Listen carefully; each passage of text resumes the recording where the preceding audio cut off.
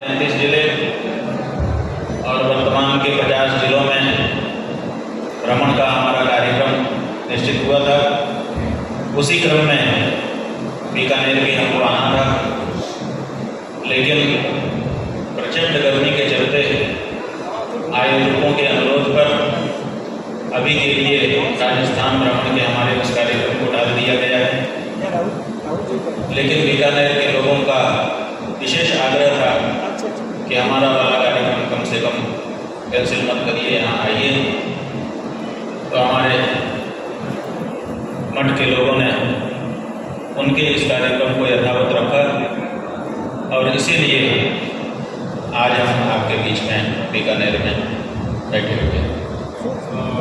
इस समय सनातन धर्म के सामने बड़ी समस्याएं हैं और उन सब समस्याओं में से स्वाभाविक रूप से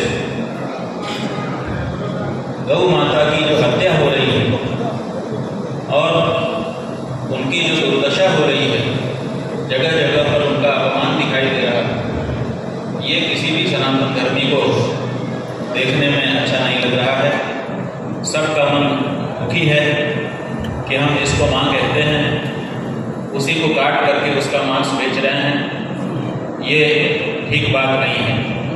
और इसीलिए सनातन धर्मियों ने ये निश्चय किया है कि अब हम भारत देश में गौ हत्या को बंद करने की मांग को भारत देश की पहली मांग बनाएंगे और सरकारों को इसके लिए बाध्य करने का प्रयास करेंगे कि वे कहते तो हैं लेकिन कर नहीं पाते हैं।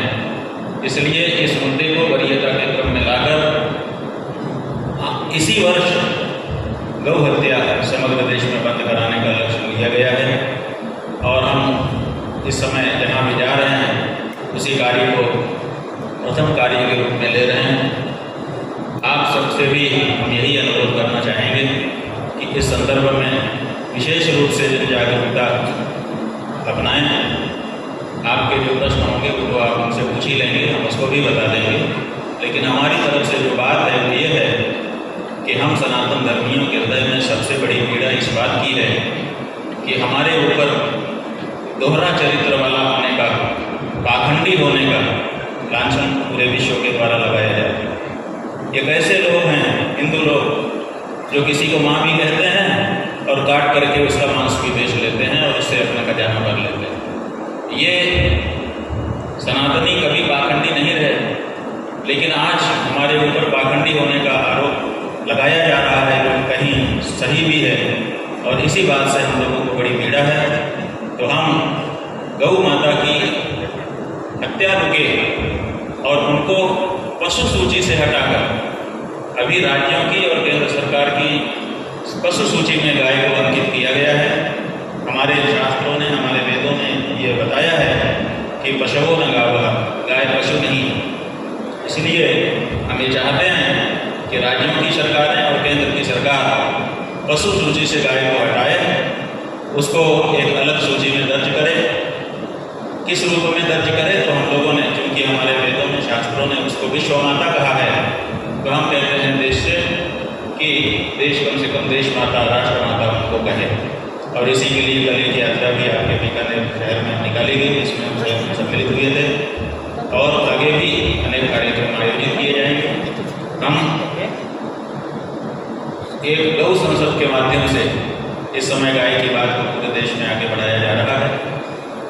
यहाँ से हम जब जाएंगे तो 14 तारीख को 1 बजे दिन में सभी 36 प्रदेशों के प्रदेश प्रमुखों की, गौ सेवा संसद के प्रदेश प्रमुखों की एक बैठक हरिद्वार में रखी गई है।